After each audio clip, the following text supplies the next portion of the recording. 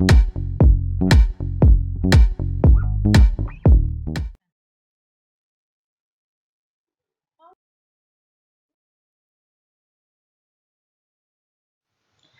Gurubhyo Namaha. Namaste children. Today we are going to see in history chapter 1 tracing changes through 1,000 years. Sri Gurubhyo Namaha. Namaste children. Today we have a small recap for the last session in history lesson tracing changes through 1,000 years. Indian history have been divided into three periods: ancient, medieval and modern. Already in class 6, we have been read about the ancient period, that is, how the early man became a hunter gatherer and skilled gatherers, and how they started agriculture, and rise of civilizations, and rise of kingdoms, and how the kings were being ruled over the periods. Now, in 7th standard, we are going to see a detail about the medieval period. Yes, what do you mean by medieval period? It refers to 8th to 18th century in the Indian subcontinent. It is divided into two periods, that is early and late medieval period. Early medieval period, which lasted from the 8th to the 13th century, and late medieval period, which lasted from the 13th to the 18th century. And in this medieval period, we can see many changes into it. What are the changes in the medieval period? Yes. Number one, use of maps. Yes. Map of India, which is drawn by Al-Idrisi, which is called as a map 1. It was made in 1154 CE. In this map, South India is where we would expect to find North India. Sri Lanka is an island at the top of India. The names of places are marked in Arabic, and these are some popular places of Uttar Pradesh like Kanuj. And in map 2, we can see a French cartographer. He have been drawn in the 1720s, that is 600 years after map 1. This map is more familiar to us. The coastal areas in particular are detailed. It was used by the European sailors and merchants on their voyages. Now we are going to see about the second changes, new and old terminologies. Yes, what do you mean by terminologies? That is, the terms have been changed. Yes. First is meaning of the term Hindustan has changed over the centuries. This Hindustan have been written by the Persian writer Minhaj-i-Siraj. He says that the areas of the Punjab, Haryana and the lands between the Ganga and Yamuna by the word Hindustan, and others like the emperors Babur and Amir Khusro, they were being described the term Hindustan, the flora, the fauna and the culture of the citizens of the Indian subcontinent. Yes. And the second one is the meaning of the term foreign also changed over the centuries. In the past, a stranger who was not a part of a society or a culture, but present day, someone who is not an Indian, we refer them as a foreigners. Next, change is historians and their sources. Yes, what do you mean by historians? Historians is a person who studies and prepares a record of the past on the basis of archaeological and literary evidences. They became a professional occupation in the late 19th centuries, and they also had some sources about the past. Yes, what are the sources? There are two kinds of sources, that is archaeological sources and literary sources. Archaeological sources, which refers to paintings, coins, inscriptions, these were being called as an archaeological sources. And here the study of coins is called as a numismatics, and The study of inscription is a scientific process and it is called a epigraphy. Yes, what is the role of the historians? The historians have to analyze all the sources while writing the history. A historian's chief responsibility is to examine and interpret all the sources and write an unbiased and systematic historical account. Towards the literary sources where like letters, manuscripts, these are the literary sources where the manuscripts play as a vital role towards the literary sources. Even though the historians have been enjoyed by having the manuscripts to know about the past, and at the same time they also faced a problem in it. Some problems like they couldn't understand the handwriting in that manuscripts, and the manuscripts were being lack of handwriting. Historians are forced to guess what is written, and as scribes copied manuscripts, they also introduced small changes which grew over times.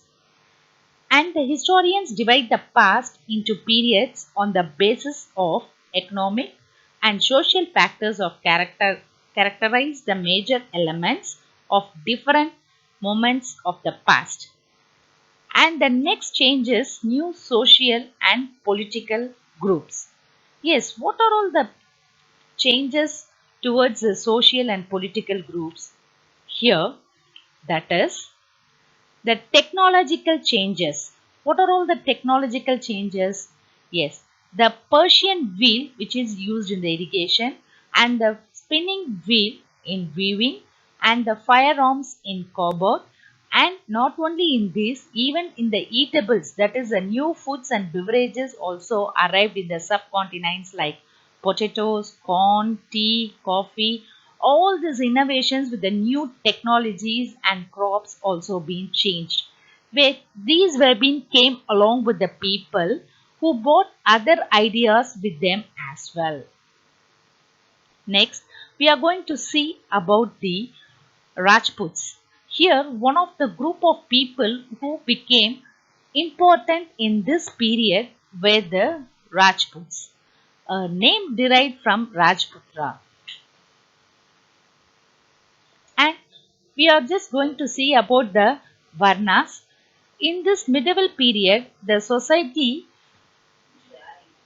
got into Varnas account to which they clarify on the basis of caste. Here we can see the four types of Varnas, that is Brahmins, Kshatriyas, Vaishyavas and Sudras.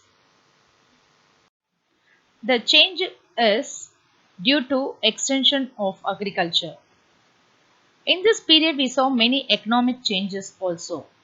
Here the life of forest dwellers changed in this medieval period because the forests were cleared for cultivation. Some forest dwellers migrated to other places. More and more people started tilling the land and became peasants. The peasants were required to pay taxes to the government and afford their services to the local lords. To increase their incomes, the peasants combined artisan work with agricultural activity. Some farmers started keeping cattle and some became rich and others were poor. The result was the emergence of socially and economically divergent groups.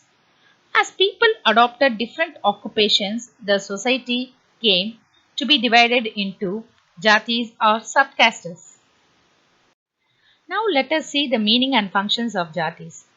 Jati or subcastes refer to grouping and ranking of people on the basis of their background and occupation.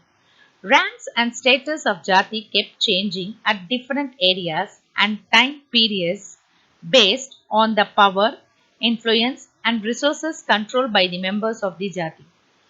Jatis framed their own rules and regulations to manage the contact of their members.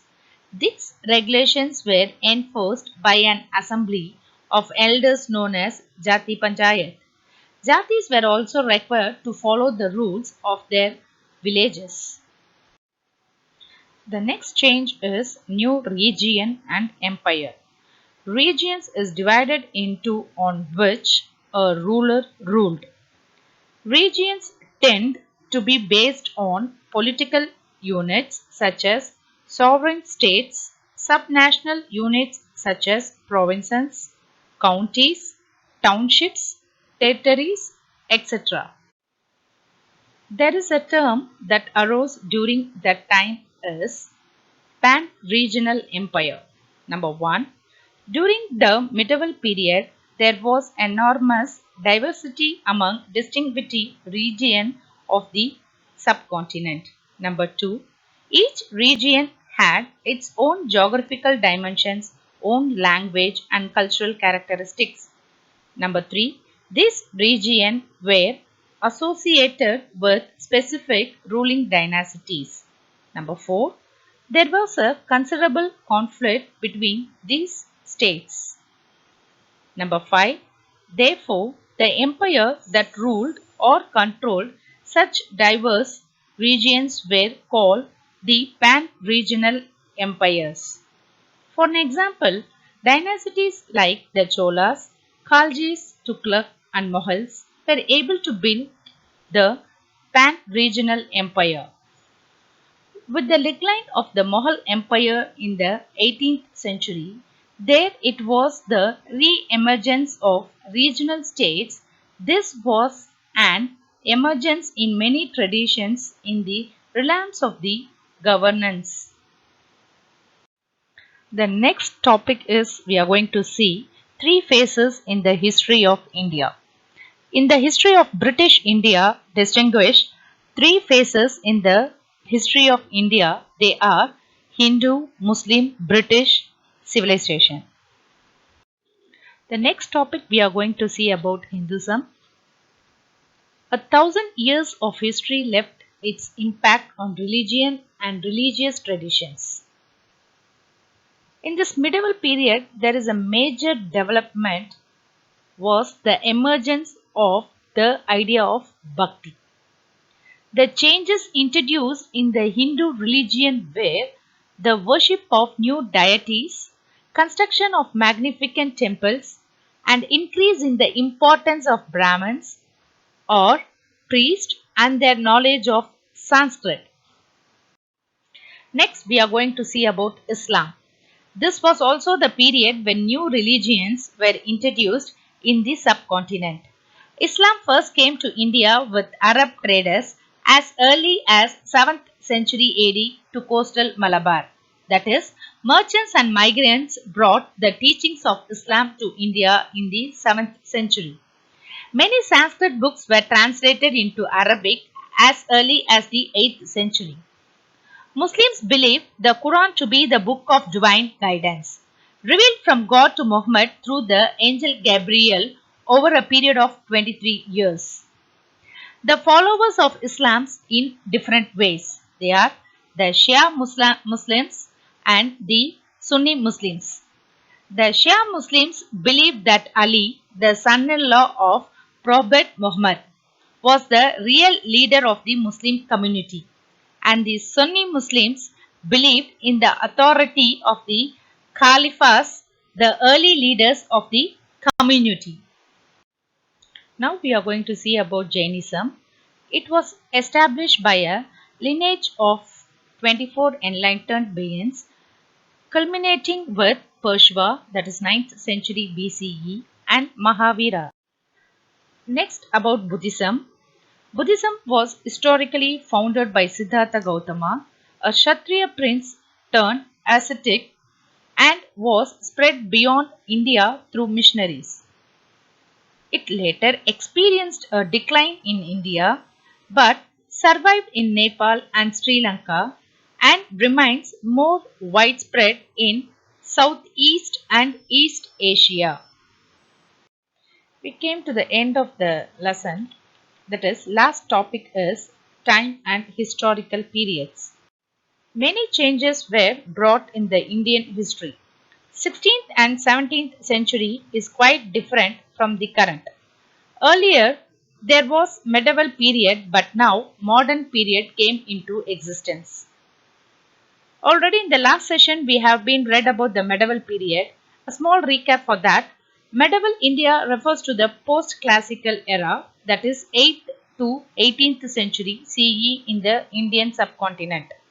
It is divided into two periods: the early medieval period, which lasted from the 8th to the 13th century, and the late medieval period, which lasted from the 13th to the 18th century. This period tells that an exciting which we are living more civilized and advanced than the past years. Here historians use the term Middle Ages to refer to the European periods. Beginning of this period.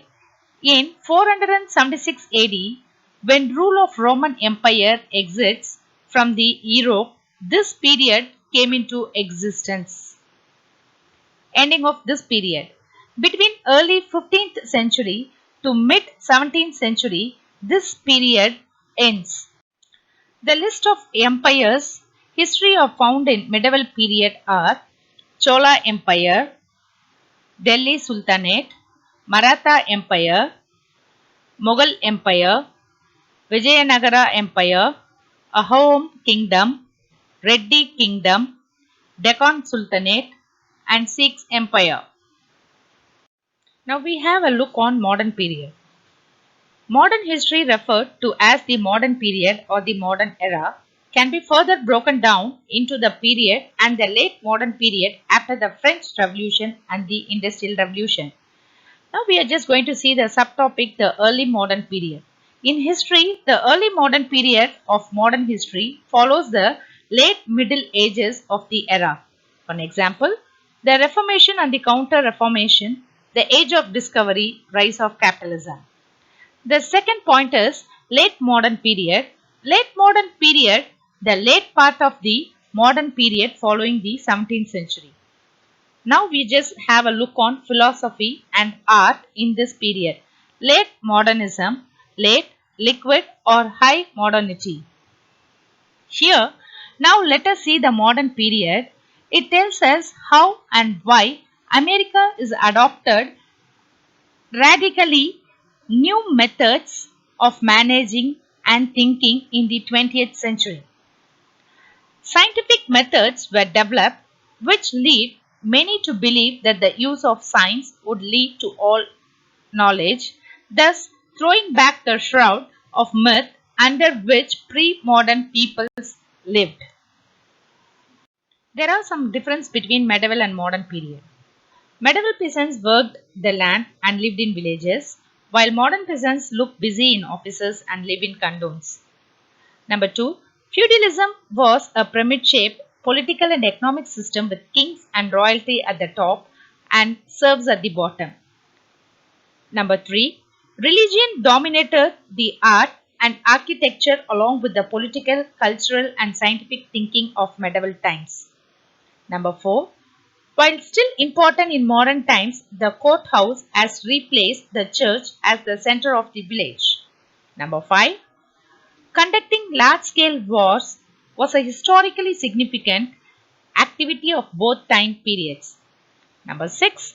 The Hundred Years' War dominated medieval times while World War I and II were central events in modern history.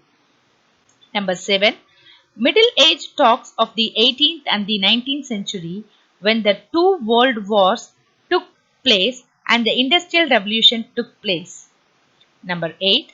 Modern Age talks about the 20th century in particular when the world was at its best in development and gateway to a lot of problems worldwide.